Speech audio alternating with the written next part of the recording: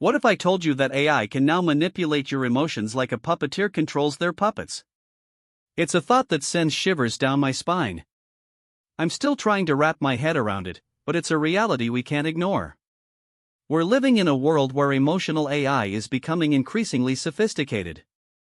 As I delve deeper into this topic, I'm realizing that it's not just about machines understanding our emotions, but also about them influencing our feelings. It's a delicate balance, and one that raises a lot of questions. Can we really trust AI to make decisions that affect our emotional well-being? I'm not so sure. I've been reading about the latest advancements in digital psychology, and it's astonishing how far we've come. Algorithms can now analyze our behavior, our speech patterns, and even our facial expressions to determine our emotional state. It's like having a superpower, but one that can be used for good or evil.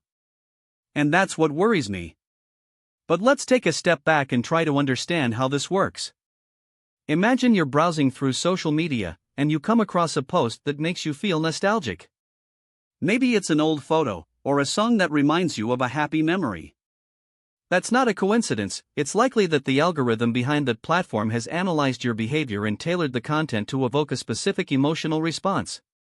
It's like a masterful salesperson, pushing the right buttons to get you to buy into something. And it's not just social media, this technology is being used in all sorts of applications, from advertising to education. It's like a game of emotional chess, where the AI is constantly trying to outmaneuver us. But what happens when we're not even aware that we're being manipulated? That's when things get really scary. As I'm exploring this topic, I'm starting to realize that emotional AI is not just about manipulating our emotions, but also about understanding what makes us tick. It's like trying to solve a puzzle, where the pieces are constantly shifting and changing. But what if we're not the ones holding the puzzle pieces? What if the AI is controlling the game? One way to think about this is to consider the concept of emotional contagion.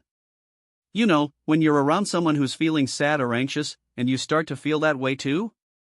It's like a virus that spreads quickly, and it's something that AI can exploit. Imagine a machine that can mimic the emotional tone of a charismatic leader, inspiring loyalty and devotion in its followers. It's a powerful tool, but one that can be used for good or evil. Now, I know some of you might be thinking, but isn't this just like a really advanced version of marketing? And in a way, you're right. Marketers have been using emotional manipulation for decades, trying to tap into our desires and fears to sell us stuff. But there's a key difference here: AI can do it on a massive scale, with a level of precision that's unprecedented. It's like a superpower, but one that's still in its infancy. As we navigate this complex landscape, we need to ask ourselves some tough questions. Are we willing to surrender our emotional lives to machines? Do we trust AI to make decisions that affect our well-being?